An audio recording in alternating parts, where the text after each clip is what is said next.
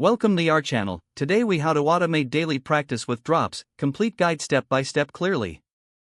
Begin by downloading the Drops app from your app store. Install the app on your device and open it. Create an account by signing up with your email or using your social media login. Once logged in, select your preferred language to start learning. Explore the various topics and categories available within the app. Choose a specific category to focus on for your daily practice. Set a daily practice goal that fits your schedule and learning style. Navigate to the Settings menu to customize your notifications. Enable reminders to receive daily prompts for practice. Start your first practice session by selecting a topic and following the prompts.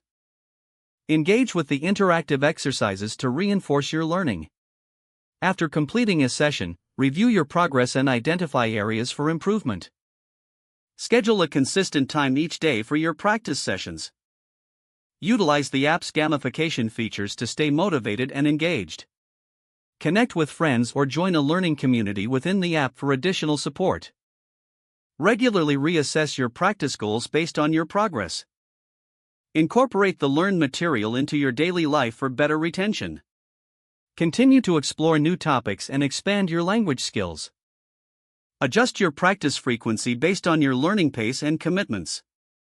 Stay committed to your daily practice and enjoy the journey of language learning. If the page does not load, refresh the browser or try again in a private or incognito window.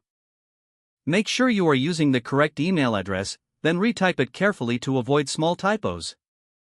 If your password is not accepted, use the reset option and create a new strong password you can remember. Check your spam folder for verification or security emails, then complete any requested confirmation steps. Enable two-factor authentication if available to improve account security and reduce unauthorized access risk. After signing in, review your profile details so your contact information and settings are accurate and current. If you see an error message, note it down and try again after restarting your device and internet connection.